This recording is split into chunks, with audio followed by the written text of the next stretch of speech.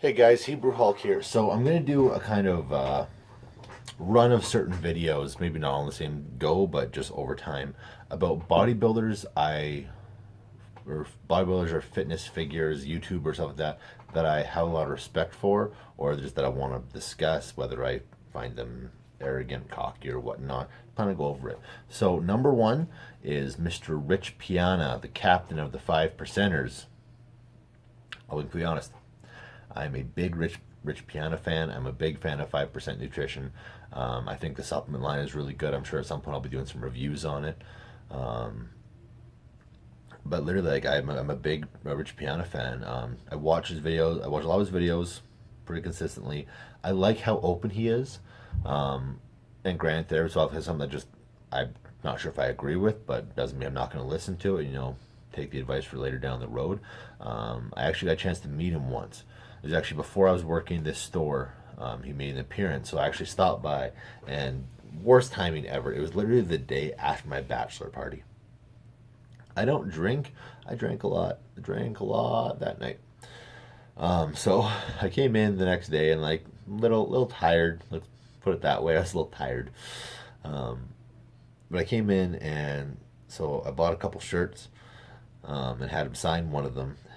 And the first thing I noticed when I first came in the door, Rich Piana is standing there in like the middle of the store and he looks up and goes, "Hey, big man." I'm just like, is there someone behind me? Always talking to me. That's so nice of him. And like, you got to have respect for someone who has done as much as he has. Like maybe not like granted he's never like a Mr. Olympia or that, but he did really well when he did compete. His product line is awesome, and granted it was still pretty early in his product line then, but like he's got a following. He's always had a following. People have always known who he is back from his mutant days. Like he's a highly respected athlete. And so for someone to just take that kind of personal time and like it's something small, but just like say hello as I enter the store where like, there's a bunch of other people in the store, but just, meet everybody as they come in. Like you gotta have a lot of respect for that, something like that. Granted, I must have looked like absolute crap. I know my beard was a lot longer then. Like I was tired. My eyes were probably a little bit bloodshot and stuff like that. He's probably like, "What the hell is this guy?" But he was super nice to me. I grabbed a couple of his Kill It shirts. I had him sign one of them, and as I started signing it, he grabbed the shirt. And he's like, it's the double XL, right?" I'm like, "Yeah, I know." Like, I'm just warning you, these shirts they fit really big, and I don't really think it was any implement of my size. Granted, with how depleted I was at the time, I was probably nowhere near of a probably looked like I worked out that day to be honest because I was so tired and probably dehydrated and probably undernourished that morning. Like I spent the morning at my other job just like hanging my head for the most part. Listen, bad timing. Um, and he's like, "Yeah," I'm like, "I'll grow into it." Um, Grew into it. Granted, the double XL is still a little big on me, but next bulking season I'm sure it's going to fit nicely. Like they do fit really big, so if anyone looking to buy a Kill It shirt, they're a big size, especially something I don't see very often is a tank top that's built that well, especially for a guy my size, which I'll go into that later on. But so after he signs it, so he said this is the day after my bachelor party. I was getting married in about a month and a half. And I'm like, "Hey, I got a weird favor to ask." And a lot of people around that time, like everyone was kind of talking, everyone there for a little bit. Can I get a video of you just saying, "Hey Martha, you're lucky you're marrying Ted"? He's like, "You got it."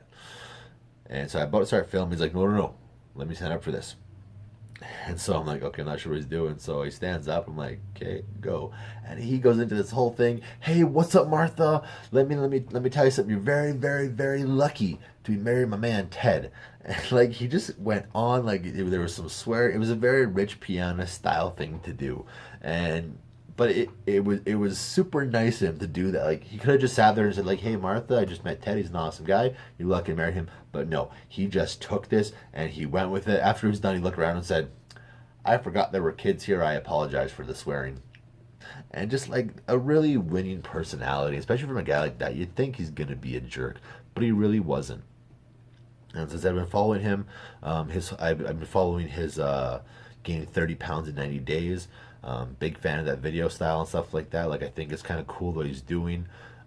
Granted, he's stopped now because decided he's gained a little bit too much size. He's not feeling comfortable, which, I can understand, especially not living the sport. But he really did the approach that no one else has really done, and that's, I'm going to show you this can be done. Let's do it together. Granted, he slowed down a little bit, but I still respect for what he did and just the way he talks to people and stuff like that. And yeah, so just I think as far as fitness personality goes, a very genuine personality. He's very open to anything, but he's very blunt about what he wants to talk about.